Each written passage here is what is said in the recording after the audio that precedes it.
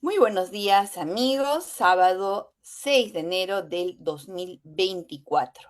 Ya empezamos el año que ya está corriendo y el día de hoy sus amigas Rosa Bartra y Mónica Yaya les traen no solamente el mejor, el mejor de los deseos para este año, sino también el día de hoy, 6 de enero, Bajada de Reyes, que toda la esperanza que tenemos los cristianos en un mundo mejor se vea completamente reforzada.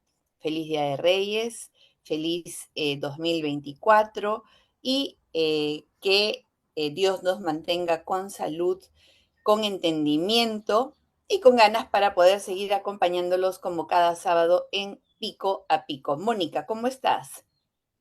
Muy bien, Rosa, buenos días, felices fiestas. Espero que hayas tenido y que hayan tenido todos los que nos escuchan una linda Navidad, sobre todo con paz, que es lo que necesitamos en los hogares peruanos, y que este año sea un año, un periodo de esperanza, de ilusiones que se concreten y de mejora para todos los peruanos. Permíteme, Rosa, por favor, un minuto solamente. Quiero saludar a todos mis compañeros de la Alianza Popular Revolucionaria Americana, del APRA, a los inscritos y a los no inscritos, que empezamos el año con las celebraciones y sobre todo se inicia la celebración del centenario de la fundación del Partido Aprista, que se dio en México allá por el año 1924, cuando los jóvenes universitarios mexicanos recibieron la bandera de la alianza, de la democracia y de la revolución de la alianza entre obreros y estudiantes, que simbolizaba esa vocación de defensa de los derechos humanos y sobre todo de los menos protegidos. Pero creo que lo que simboliza el APRA en la historia latinoamericana y en la historia del Perú es la defensa, el respeto a los derechos humanos de todos los peruanos, independientemente de cuál sea su ideología, su condición, el lugar en donde reside, independientemente de si son parte del mismo grupo democrático o si piensan distinto. La defensa de los derechos humanos por parte del aprista peruano, por parte de todos los apristas, es la defensa de los derechos humanos para todos. Y nuestras celebraciones por el centenario de la fundación del APRA como ideología empiezan también este año con la conmemoración por los 120 años del nacimiento de uno de los peruanos, de uno de los apristas, de uno de los demócratas más destacados, que es Ramiro Prealé, nacido exactamente hace 120 años, un 6 de enero. Ramiro Prealé, cuya frase más conocida es conversar no es pactar, fue un hombre de principios, fue un hombre que resumió quizás en esa frase la necesidad de conversar como todo demócrata, aún con los enemigos, aún con los opositores políticos, para lograr la convivencia y la paz y para terminar con esa división entre peruanos que quizás hasta hoy nos sacrifica, no nos permite avanzar, no nos permite desarrollarnos como país. Y el conversar no es pactar implicó, como lo explicó en algún momento el hijo de Ramiro Prealé, implicó la defensa siempre de los derechos humanos, pero sin claudicar de los principios, de la honestidad y sobre todo de ese amor que se tiene al Perú para tratar de lograr un ambiente de convivencia social en el que todos avancemos en igualdad de condiciones. Cuando Ramiro le dijo, conversar no es pactar, quiso decir que conversar era necesario para restablecer la vigencia de los derechos humanos, pero nunca para obtener una ganancia personal, mucho menos una ganancia económica. Y eso es lo que debemos recordar los apristas de hoy. Muchas gracias, estimada Rosa, por permitirme dar este saludo a mi ideología, a mi partido y a todos mis compañeros inscritos o no inscritos en el Partido Aprista Peruano y a todos los apristas del mundo. Muchas gracias. Feliz día entonces a don Ramiro Prialé, que seguramente desde donde está sigue sosteniendo sus ideas. Mónica, hemos tenido un fin de año y un inicio de año con el Congreso en receso. Así que si el Congreso está en receso, las aguas que en nuestro país siempre están agitadas se han movido hacia el Poder Judicial y el Ministerio Público. Hemos tenido un fin de año y un inicio de año con decisiones con respecto a los pedidos de revisión de la prisión preventiva. Recordemos que este es en base a un decreto legislativo emitido recientemente por el gobierno de Dina Boluarte que obliga a los jueces a revisar periódicamente que se estén cumpliendo los presupuestos que llevaron a un investigado a prisión preventiva. De tal manera que no se abuse en el plazo que dura esta medida, que es una medida muy, muy dura. Metes a la cárcel a alguien para investigarlo. Entonces, siendo tan dura como es, ahora el Código Penal establece que cada 6 meses de oficio los jueces están obligados a revisar el cumplimiento de los presupuestos de la prisión preventiva para determinar si estos subsisten o no. En ese contexto, se ha revisado las solicitudes de prisión preventiva de Pedro Castillo, de Betsy Chávez, de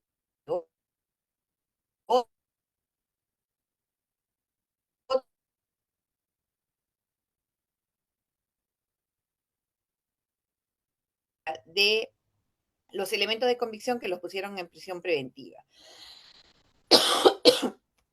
Perdón, todavía estoy yo con los estragos de estos cambios de clima, Yes. los viajes de fin de año.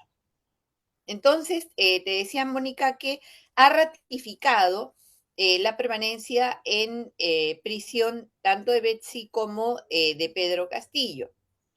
Veremos qué pasa en los siguientes días. Y también dentro de este mismo contexto, si bien el Poder Judicial se ha pronunciado por ratificar la prisión preventiva de Pedro Castillo por el caso Ministerio de Vivienda, Petroperú y Puente Tarata, el mismo Poder Judicial, pero en otra instancia, en la instancia constitucional, se ha pronunciado y ha otorgado un habeas corpus al alcalde de Anguía. Ojo que el tema del Ministerio de Vivienda tiene muchísimo que ver con el alcalde de Anguía y el favorecimiento que se habría realizado para otorgarle obras a través del decreto de urgencia que se emitió en el gobierno de Pedro Castillo.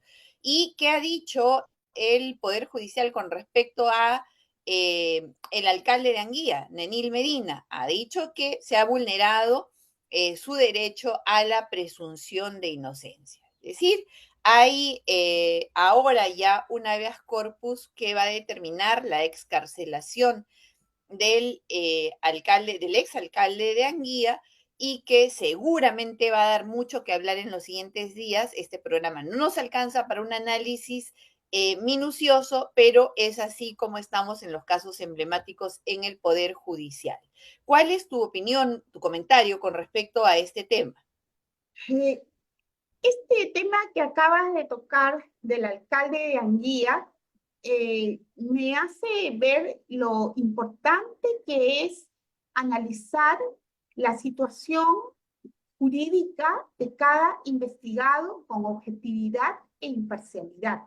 A veces he escuchado a algunos políticos, algunos comentaristas, comunicadores o digamos, opinólogos en general, decir que el fin justifica los medios. Y esto es utilizado a veces para llevar a la cárcel a quien se considera un enemigo o un opositor político, sin darse cuenta que en realidad se le está haciendo un favor, porque quizás esa persona que realmente es culpable de haber cometido algún acto de corrupción es favorecida cuando se utiliza la justicia, violando su derecho de defensa para llevarlo a la cárcel sin escuchar siquiera sus argumentos. Entonces, a veces, cuando Rosa, tú y yo ejercemos la defensa de los derechos humanos, hay quienes dicen, le estás haciendo un favor a los caviares, le estás haciendo un favor a los comunistas. Yo creo que el favor que se le hace a quienes cometen actos de corrupción, sea cual fuere su ideología política, ese favor consiste a veces en llevarlos sin escuchar sus argumentos de defensa a la cárcel, a la prisión preventiva, porque finalmente terminan siendo, como en algún momento me dijiste antes de empezar este programa, terminan siendo héroes, ¿no? Héroes porque fueron llevados de manera injusta a la cárcel. Y no de manera injusta, no porque no sean corruptos, sino porque no se cumplieron con los mecanismos para que ejerzan su derecho humano a la defensa. Y es por eso lo importante de ver este tipo de acusaciones y de llevar adelante este tipo de investigaciones con imparcialidad, con objetividad y con paciencia. Y en ese sentido, Rosa, yo te doy la razón, porque tú en algún momento lo dijiste en este programa. Es importante reconocer los derechos humanos de todos los investigados, independientemente de cuál es su ideología política y de qué es lo que nos puede parecer, ¿no? Porque una cosa, además, son los cuestionamientos éticos que nosotros tengamos y los cuales yo sigo defendiendo. Ya vamos a hablar del tema, por ejemplo, de Patricia Benavides, ¿no? Una cosa son los cuestionamientos éticos que uno tiene para que una persona deje de ejercer una función pública y otra cosa es la necesidad de llevar adelante una investigación de tipo penal que respete los derechos humanos, que es necesaria para lo que los apristas siempre decimos, para la convivencia pacífica en nuestro país.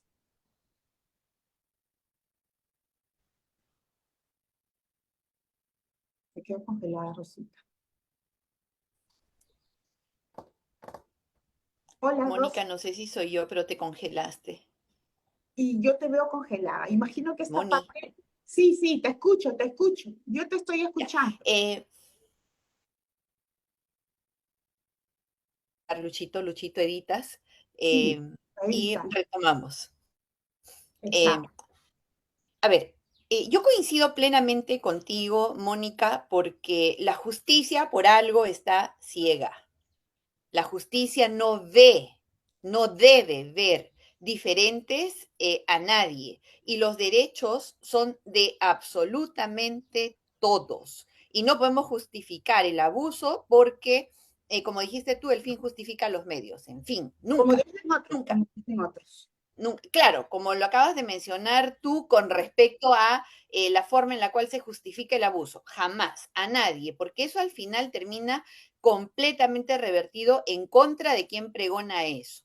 Así Así que eso se acabó. Mira el tema que tenemos con la fiscal de la Nación, un mes que está suspendida. El día de ayer salió en medios de comunicación para dar cuenta de que ha pasado un mes de su suspensión y que hasta el día de hoy la Junta Nacional de Justicia no la llama para absolutamente realizar ningún acto de investigación que determine que su suspensión es válida. ¿Esto es posible? Sí, lamentablemente es posible porque para algunos se aplica la ley con máxima rigurosidad y efectivamente también con mucho abuso, y para otros somos absolutamente permisivos. Y creo que esto debe terminar en nuestro país. ¿Y en manos de quién está realizar ese control para evitar el abuso? Querida Mónica, del Congreso de la República.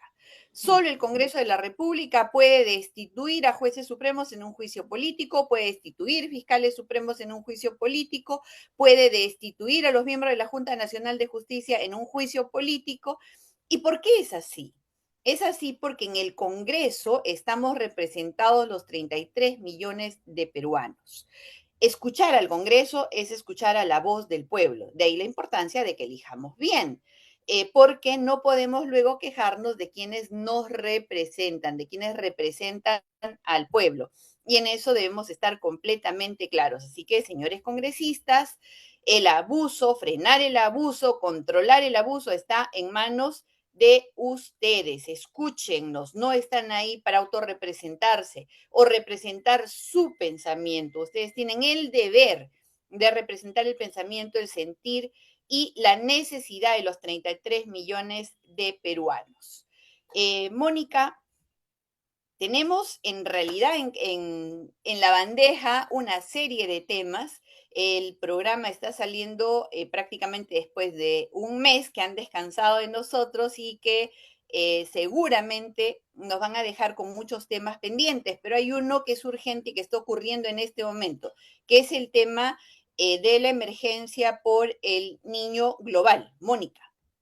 Sí, no sin antes, déjame por favor cerrar el anterior tema sobre la fiscal Patricia Benavides con un comentario personal que yo tengo. Entiendo el tema procedimental y yo creo que las investigaciones tienen que continuar y además en un plazo razonable tanto para el acusado como para la sociedad civil que espera que se apliquen los principios de la justicia.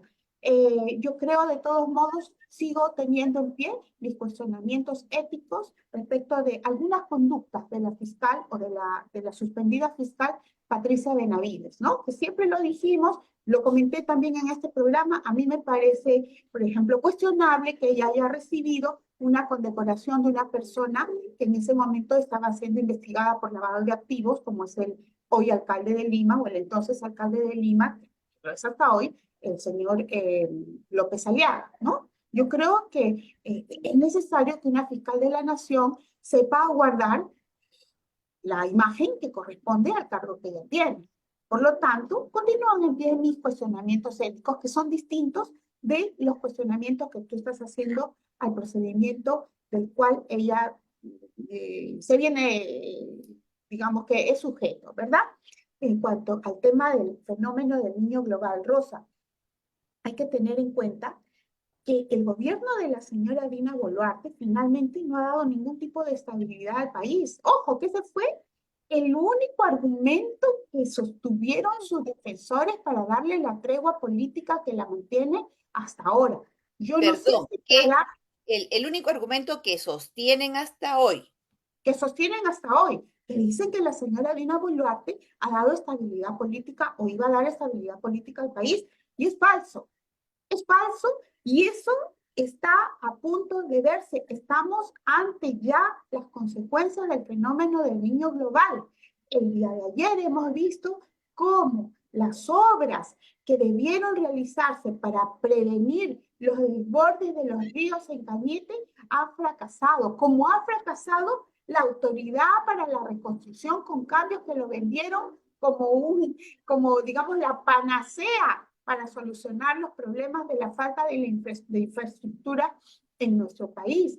El asunto es que el gobierno de la señora Dina Boluarte está a punto de colapsar, porque no estamos hablando, ojo Rosa, del fenómeno del niño costero que solamente perjudicaría a la zona costeña del país, sino estamos hablando del fenómeno del niño global que va a perjudicar a las zonas de costa, selva, costa, sierra y selva del país, norte y sur. En consecuencia, este gobierno de la señora Dina Boluarte ninguna estabilidad nos ha traído. Pero para quienes dicen hubiera sido peor con Pedro Castillo, que es un corrupto, desde mi punto de vista es un corrupto y yo creo que eso se va a demostrar en uno de los juicios que en estos momentos se está afrontando. Pero lamentablemente hay datos objetivos, Rosa.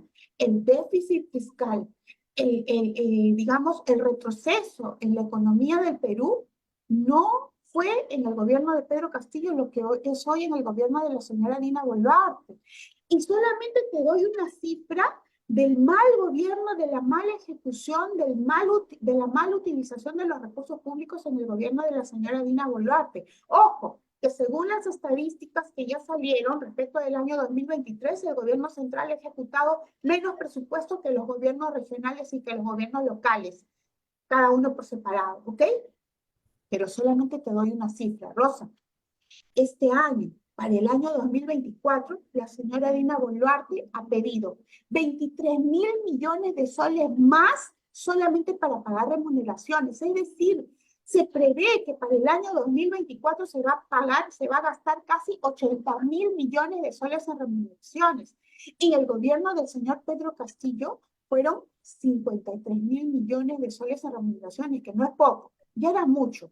Pero de 53.000 millones de soles en remuneraciones en el gobierno del señor Pedro Castillo a pagar 80.000 millones de soles en el gobierno de la señora Dina Boluarte, yo creo que estamos hablando no solamente de una mala ejecución del presupuesto público, de un mal gasto en remuneraciones que no da la talla para lo que el Perú necesita, sino que estamos hablando de un aspecto más de inestabilidad en nuestra balanza, en nuestros ingresos, inestabilidad económica y por lo tanto inestabilidad también política que se va a ver reflejado en el sufrimiento que vamos a tener ahora todos los peruanos con las consecuencias del fenómeno del niño global, que no solamente tiene que ver con obras de infraestructura, con reforzamiento de canales para los ríos, para evitar el desborde de los ríos, tiene que ver también con obras que debieron ya estar listas para contrarrestar los daños a la salud que causa este tipo de desastres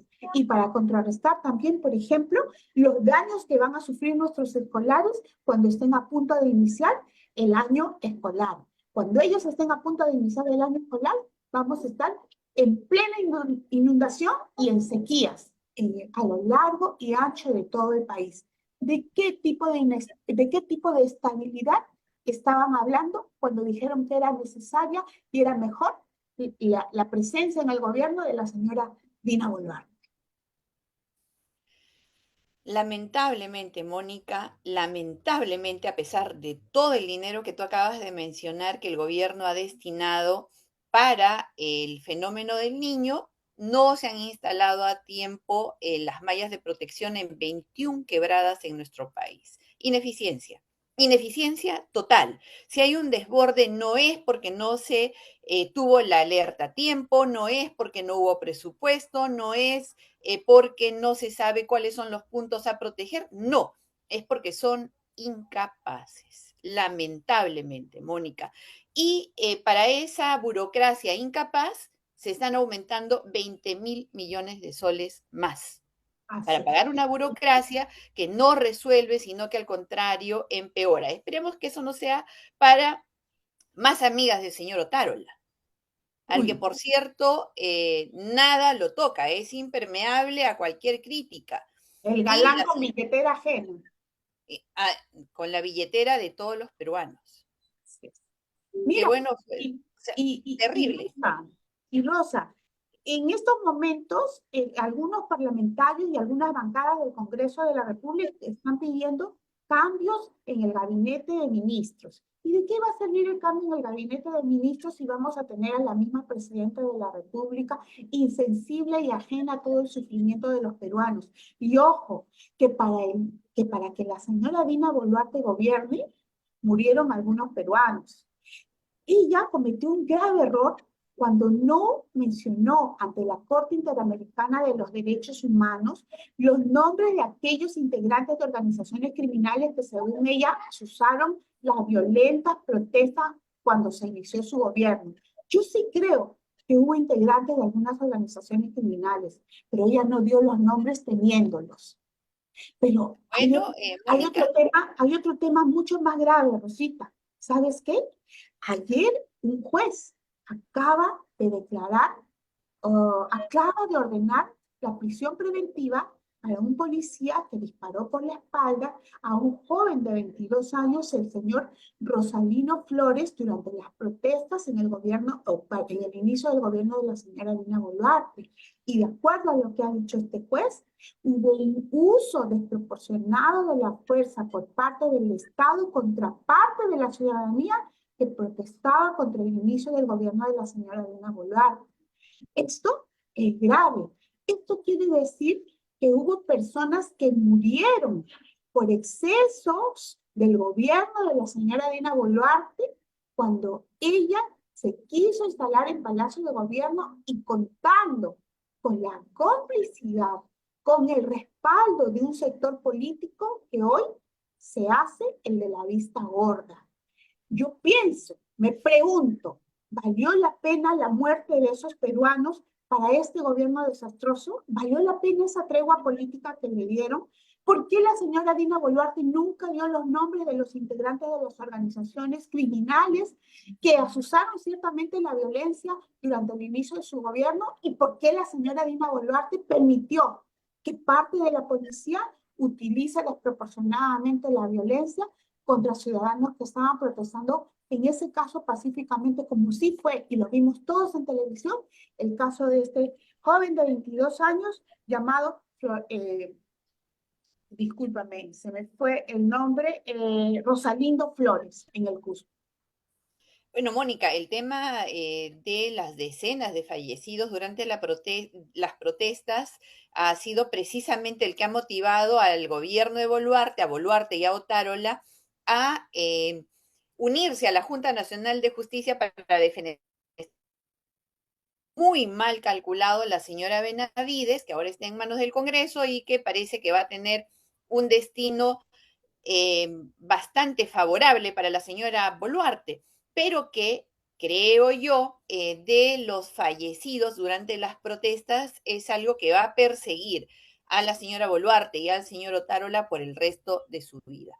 Que no crean que con una Junta Nacional de Justicia amiga, además caviar, ellos ya la libraron. Eso no funciona así, no funciona así. Y eso lamentablemente para ellos y felizmente para la justicia, algún día tendrá alguna respuesta por parte de los organismos que administran justicia.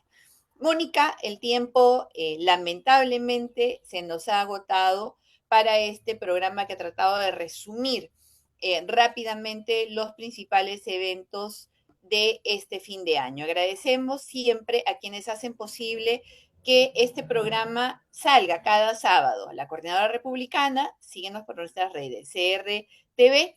Agradecemos al portal Abeja, a Conectados, agradecemos a Ves Cable, síguenos por Ves TV, y además a BHTV. Gracias, Mónica, que tengas un fin de semana reparador, que la magia de los reyes que hoy día están celebrándose en todos los países en los cuales creemos en el cristianismo, nos acompañe, nos ilumine, nos guíe, nos fortalezca y permita que el año que viene esté realmente bendecido.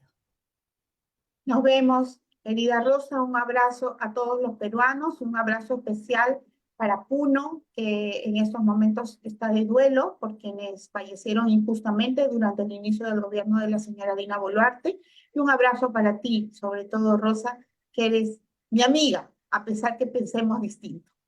Hasta pronto. Las amigas que piensan distinto son aquellas que realmente valoran el valor de la amistad.